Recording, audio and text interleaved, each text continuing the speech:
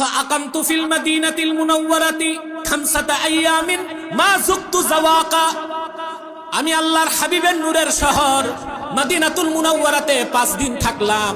আমার কাছে কোনো টাকা পয়সা ছিল না। 5 দিন আমি আমার জিহ্বায় কোনো খাদ্য দিতে পারি না। পরিশেষে তিনি আল্লাহর হাবিবের জান্নাতুল ফেরদাউস রওজা মুবারকের সামনে যে আল্লাহর হাবিবের কদমের সামনে দাঁড়ায় বললেন, আনা দাইফুকা ইয়া রাসূলুল্লাহ, আল্লাহর হাবিব আমি আপনার নগণ্য মেহমান। আজকে 5 দিন মদিনা মুনাওয়ারাতে আছি, কোনো কিছু আমার জিহ্বায় দিতে পারি নাই। রোনা জারি করে তিনি আল্লাহর হাবিবের জান্নাতুল ফেরদাউস রওজা মুবারকের পেছনে ঘুমায় গেলেন।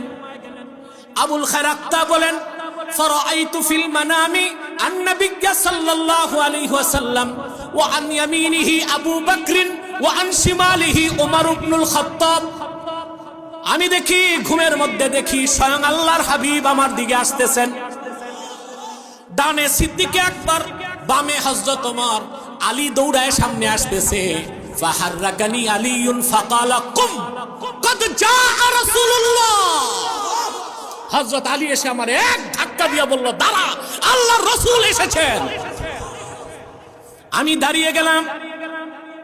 ফাআতানি রাসূলুল্লাহ সাল্লাল্লাহু আলাইহি ওয়াসাল্লাম রাগীফা।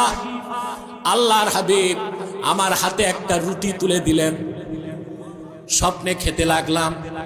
এমন স্বাদের রুটি জীবনে খাই নাই, এমন সুন্দর গ্রান কোন রুটি জীবনে সঙ্গী নাই। অর্ধেক রুটি খাওয়ার পর ঘুম ভেঙে গেল। চোখ খুলে দেখি আবার হাতে রাসূলুল্লাহর দেওয়া রুটির অর্ধেকটা তখনও রয়ে গেছে।